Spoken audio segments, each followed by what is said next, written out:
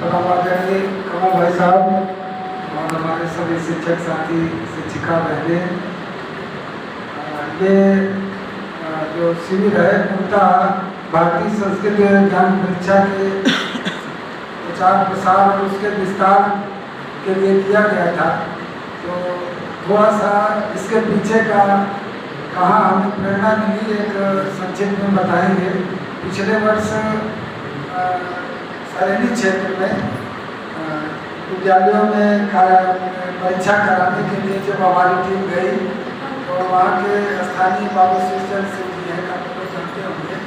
तो एक विद्यालय पहुँचे तो प्रिंसिपल सर का ऑफिस सामने ही था, अंदर गए और क्या उसका लेटर दिया कि बोले सर भारतीय संस्कृत का परीक्षा करवानी विद्यालय में। तो उन्होंने सरसरी तौर से देखा और बोले देखिए बहुत काम है, बहुत परीक्षा के फॉर्म भरे जा रहे हैं, ये तो आप करवा नहीं पाएंगे।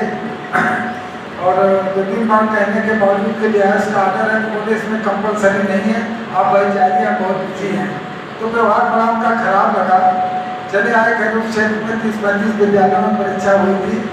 इस बार वो पुनः गए तो सामने से जब जा रहे थे तो बोले कि प्यार से कहते हमको बच्चा कि बच्चा हमारा जाने का मन नहीं किया, लेकिन सोचा लाओ चले ही जाएं।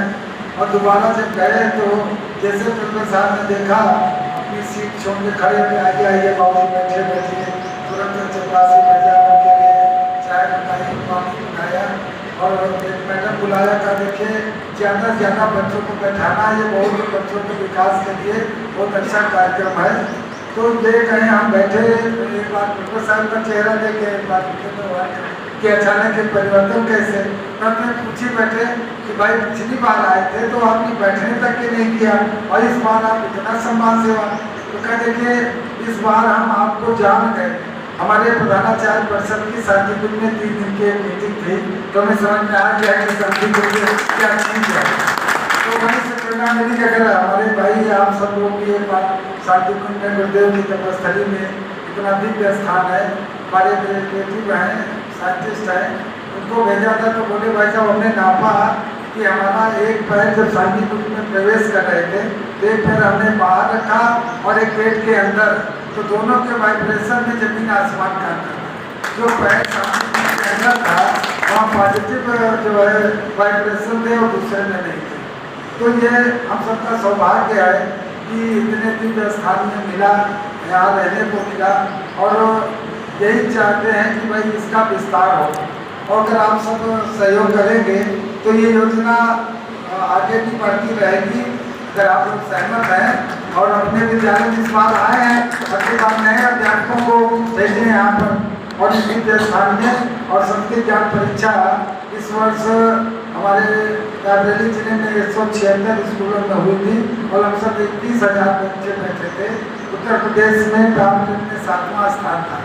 तो इस बार अगर आप लोग प्रयास करेंगे तो ये हम और नीचे हम लोग बड़े बाकी स्थान पर कम से कम पहुँचे। 24,000 बच्चों का और 200 विद्यालयों का लक्ष्य रखा गया। अगर सब 1 से 2 बढ़ जाए, ऐसे करते रहें। और संक्षेप में 2 बात और, जैसे अभी सुबह जो बहन जी आई थी शशिकला बहन जो है, उन्होंने बताया था कि भाई उन्होंने माता शिक्षक के ऊपर कि शिक्षक का ये कर्तव्य है कि वो अपने बच्चों को अच्छा इंसान बनाए। तो अच्छा इंसान तभी बन पाएंगे बच्चे।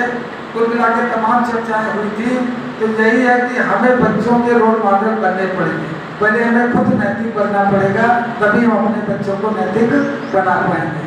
और ये इस कार्य में भारतीय संस्कृत ज्ञान परीक्षा हमारी बहुत मदद कर सकती है। बेहतर इसका जो सिलेबस है, जो पुस्तकें हैं, जो साहित्य है, और इस बार जो आप लोग आए कम से कम यहाँ से एक संकल्प लेके चलें, जो हमारे आदरणीय प्रबंधक हैं या शिक्षक हैं, कि अपने विद्यालय में भारतीय संस्कृत ज्ञान परीक्षा तो पहली सीढ़ी है, अब दूसरे नंबर पर वहाँ अभी जैसे भाई साहब ने बताया था कि बच्चों के जन्मदिन संस्कार मनवाया जाए या महाविद्यालय संस्कार। इसके लिए हमारे ऊंचाहार के संयोजक जो आदरणीय गणेश शंकर मौर्य जी कह रहे थे हम क्षेत्र के विद्यालयों में विद्यारंभ या ज्ञान दीक्षा संस्कार प्रारंभ कराएंगे, बनाएंगे।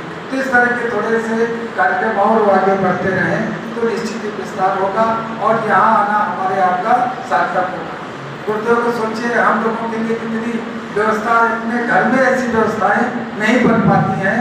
जब गुरु का ऋण तभी उतरेगा जब हम कुछ करेंगे। यहाँ हमने इतने दिन रहे, इतना सत्कार किया, उनका दिव्य भोजन ग्रहण किया, तो उसके बदले उनका व्यक्तिगत कोई कार्य नहीं है, लेकिन यह कि हम जहाँ पर हैं कुछ ना कुछ हम जो है बेहतर करके दिखाएं। इन्हीं बातों के साथ